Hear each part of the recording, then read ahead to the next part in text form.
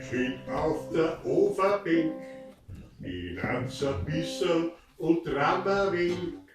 Stockfinster her schaut Uferhöhe, ich hab mir so ein Saudums Gefühl. Der Mondschein scheint beim Fenster rein, da konnte es schier gleich anders sein.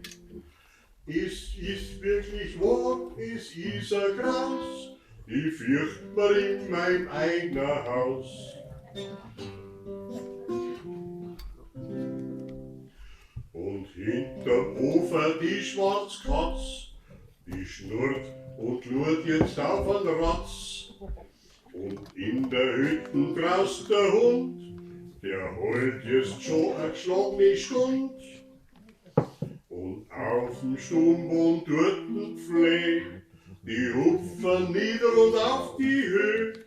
Unter der Bank, da wispert Mais und tanzen dumm im Kreis.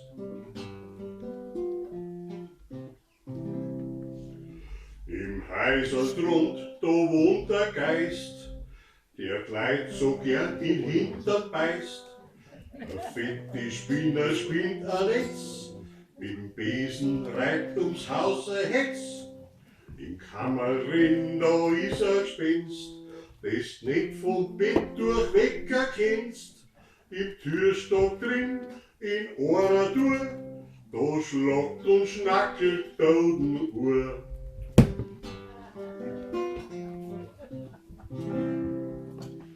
Im Stall ein Trut ein Gasbock druckt, der blärt und meckert wie verrückt. Das ist doch schon eine wahre Schand.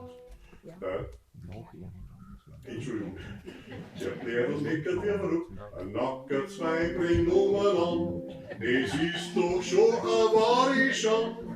Der Teufel hockt ihm rauf und drin, der hat ganz gewiss nichts Gescheites im Sinn. Ihr lieben Leid, es ist ein Graus, es spukt in jedem Bauernhaus, in jedem Dorf bei uns im Wald. Geister sitzt mancherlei Gestalt, da lichtens und treibt Schabernack, nicht bloß bei Nacht, nein auch beim Tag. Es ist wirklich wahr, es ist ein Graus, ich fürcht mir in meinem eigenen Haus.